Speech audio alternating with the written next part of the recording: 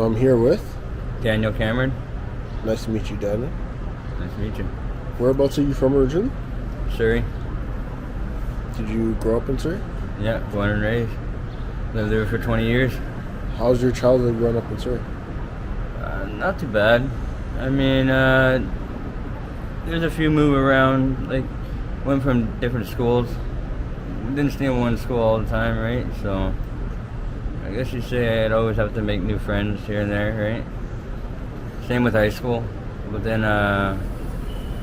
teenager life, I kind of got into, like, started smoking weed, started drinking, did a little bit of ecstasy. That kind of, like, made my life a little bit on a roller coaster. But then, to be honest, to tell you the truth, my mom actually we moved to 10229 149th Street, Shannon Gardens, and we actually had a few priests come into our house, to our apartment, because we actually had a problem with a demonic presence, and this shit's real. And I say this to you because my mom was, I don't know how she contacted me, but she got a hold of me because I was at my friend's house, and she was so scared, she asked me to come home just so she can go to bed, and she wants me to sleep in the bed so she can sleep, because there was one night where she was sleeping and this thing was, I guess, right next to her, and it said, "I live in your closet," right? And she was freaked out. She would let her Australian zebra finches, birds, fly around in the house. Ashley landed on a holy Bible, and it snapped its own, like, she snapped her neck. Straight up. That's crazy, eh? So, and then being around that time in Guildford, I mean, there was some beef and all that, you know, with some people, because of the people who I hang out with, you know. But eventually, one thing led to another, and, you know, a few people got hurt, quite bad, to be honest, and, you know, we had to resolve it all at Surrey Central. And then eventually I just wanted to get out of that kind of, like, that kind of problem. So I started working, and I started doing a moving job, started doing some, putting up fences, trying to get my own place. I ended up getting a bedroom, and then I ended up getting my own bachelor suite. I had that going good. I was working at KG Pawn Shop, and then I went to Green Timbers Pub, started drinking when I was 20 years old, and then that day changed my life. Some guy comes up to me in a parking lot and asked me if I wanted to try a little bit of crystal meth. And I was like, yeah, okay. Can you describe what it was like first trying? First try? Well, I didn't even know how to smoke it or even do it. So I drank my beer, and I don't know if you heard about this, but you take your pop can or beer can and you poke holes in it and you put your weed on it and you can smoke some weed on it, right? Mm-hmm. I sprinkled the shards on it, and I was just up all night, like just beaming. Okay. It was about a month later I was introduced to a gack pipe. That was crazy. What was that like? People were like, "You were walking so fast, couldn't even see your feet." I was just like, zooming all over. And then I ended up going and talking to my landlord, and then she's like talking to me, and I'm like, "Is that car following me? Is that car following me?" And then a car rolls up on the curb right up to us, and I'm thinking like, what the fuck? And they're just like asking for directions to go somewhere, and I'm thinking like, whoa, this is fucked. After the third day, I was hearing sirens in my head. You know what I mean? Like, yeah. You were up for 3 days? Yeah. That was like the first time I was up for 3 days on it. It was bad. And then I just happened to get on a SkyTrain, came out to Vancouver. I don't even know why. I just came out to Vancouver, got off at Granville, and I ended up walking all the way to a shelter, a Covenant shelter. And I just signed myself up in there. I just wanted to get clean a little bit, I guess, you know what I mean, and try to get on track again. And I ended up meeting a girl, and then we got a place together. That didn't last too long. What happened? Well, after a while, her mom had basically had her deported back to California, Sacramento, right? And then she ended up getting back here on a train, right? And then she started biting me, attacking me. And we were at Commercial Broadway, and yeah, they seen it on the cameras, and the sky pigs actually came and grabbed her, and she started attacking them. Straight up, and then and she ended up landing a charge. And then I heard that she ended up going downhill, because I only smoked side then, right? And she started doing down before me. Yeah, I never thought I would even start doing down ever in my life. Why did you start? I was over at a friend's house. We were smoking a bong, crystal, some crystal. Nobody told me that they put any down in that bong. And I was with a chick that was with me, and to be honest, I felt good, felt horny. I was with this chick, and next thing you know, one thing led to another, right? And I didn't want that feeling to go away. So then I tried it again, and then I stopped, and I said to myself, no more, right? Like, I'm gonna continue just sticking to my side, my crystal, right? And I ended up spending a whole day just to get a half ball. I ended up going to my friend's house, and I told her that I did that. And then when I was leaving, she's like, well, aren't you sick? What do you mean sick? She's like, well, you did down, you should be sick. Here, have a dragon. And then she gave me a dragon, and that ruined my life. And what's a dragon? It's when they put fentanyl on a piece of foil and they hoot it with a hooter, just one little hoot off that, my body, all my pain went away, right? Because when you're trying to get clean off of it, your body goes through these withdrawals, and it's like uncontrollable pain. Like pain, like you can't even explain. Like I start to sneeze, I start to stretch, I get anxiety, then I start puking. Yeah, and that's only for trying to be clean for 2 days. Are you homeless right now? I've been homeless for 10 years. Can you describe what it's been like the last 10 years? Let's see. Been homeless 10 years. When I was 20, like when I first started, I actually got hit by a truck, right? I ended up in a tent at Rupert Park. I had 2 guys walk inside my tent, show me their badge, okay? Asked me to step outside. So I stepped outside my tent, and they said, Mr. Cameron, how does it feel to be drove over by a black Dodge Ram? I go, excuse me? They go, we just want to let you know if you fall up on your ICBC claim, we'll take you out. I was stunned. Then they told me by 7:30 it'd be best if I popped down my tent, because the park rangers will be there, doing that for me anyway. Like removing my tent. And I said, I just was like shocked what I just heard, right? Because later on, about like maybe 3 hours after that, I went to Commercial Broadway. I signed in on my email. There it was, my ICBC claim. I never clicked it. I ended up changing my password, and I accidentally forgot it. That's crazy, right? I was basically like warned by them, because when I got hit by a truck, RCMP, I should have been, I was near the courthouse in Surrey. RCMP should have showed up. The RCMP didn't show up. Fraser Patrol Unit showed up. I'm like, what is this? What is Fraser Patrol Unit? Mm-hmm. Like, so that just only can make one conclusion, that driver was an undercover officer off duty, and they were trying to protect his ass, and they were willing to take me out for that. You know what I mean? Like, I didn't do anything wrong.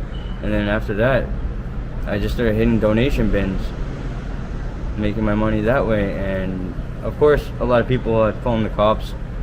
The cops couldn't do anything because the company's not pressing charges. So I started selling stuff at Commercial Hallway, making money that way for a few years. And then I ended up landing a job as a part-time manager of an SRO, Persepolis, for a year and a half. Yeah. Can you describe what it's like in SRO? Maybe not that one, but just in general. Dirty. I mean, like, short staff. It's like a biohazard, if anything. I'll tell you that right now. It's like, if you want to put yourself at a high risk of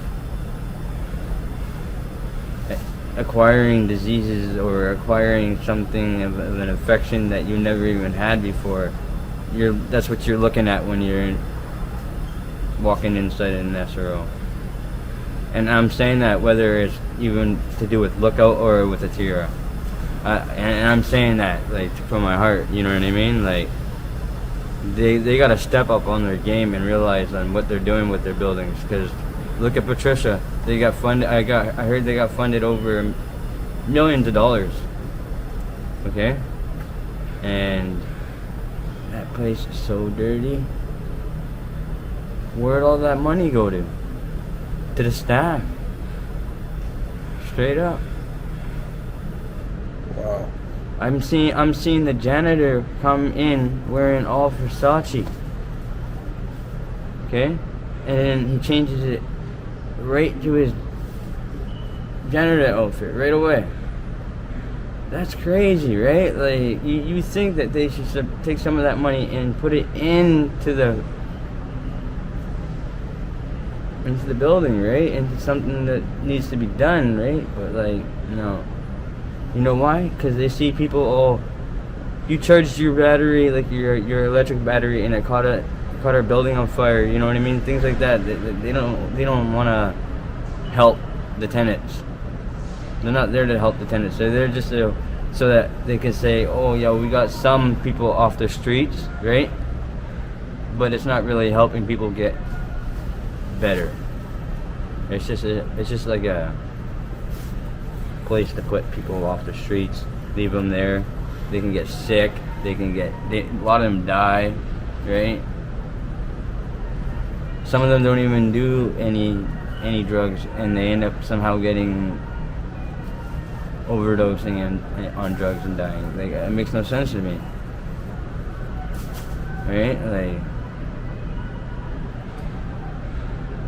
what's East Hastings like for someone who's unfamiliar with it? It's not safe for kids. That's one thing for sure. I don't like seeing when people or mothers or parents bringing their kids here, you know what I mean?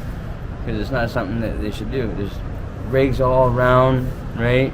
There's this dirtiness, it's unclean, you know what I mean? Like yeah, I'm here, like, but I go around, I clean up a lot of, like, messes. You know what I mean? If people leave a mess, I'm not gonna clean up everybody's mess. I mean, it's not my job to do that, right? I'm not getting paid for it, but I do it out of my kindness of heart, right? That's all I gotta say, right? So Hastings, you gotta be at a certain age to actually to live, and you can't be no rat or you know what I mean? Because if you're somebody who's considered as a rat or something like that, and you're on Hastings, you're gonna get hurt. You know what I mean? They find out something like that, you're in one of these alleys, they're gonna get you.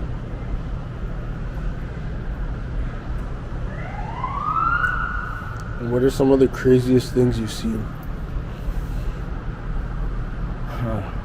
Craziest thing I've ever seen. I seen this one girl in a tranny building when I was at work at the Persepolis. She leaned over to say "fuck you" to the police, and she fell over, okay, down to the floor head first. I could not even just see that scene no more. I walked away. I went to Tinseltown, and then I seen my friend, and I was talking to him. He had his dog, and his dog was chilling.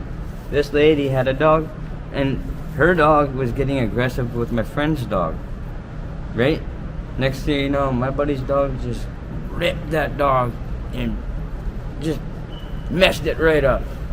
And you know what she did? She picked up her dog that was badly injured and threw it in a garbage dumpster. Just like that. You know how many people saw that? Like, they were all yelling at her, but she just kept walking away. Didn't even try to, like, you know, take it to a vet or save it or nothing like that. Just picked it up, put it right in the garbage bin. That's crazy. Wow. Right? Like, And what do you think can be done to help homeless people?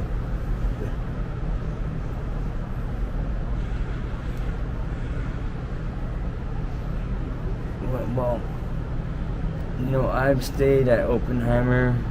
I've been at Strathcona. And I noticed that, I know that sounds retarded, but when they took the donation bins away, like a lot of them, I can guarantee you a lot of crime went up. Why did they take it away? Because a female lady had her and her boyfriend happened to climb in one where the company had asked UBC student to make a donation bin where a human cannot climb into, right? So it was a prototype, and she happened to be the one at that prototype. And if you really think about it, whoever that UBC student is, he's actually the one who technically that he murdered her in a way, in a sense, right? Because he designed it. I don't know if anybody realizes that. I mean, what can be done is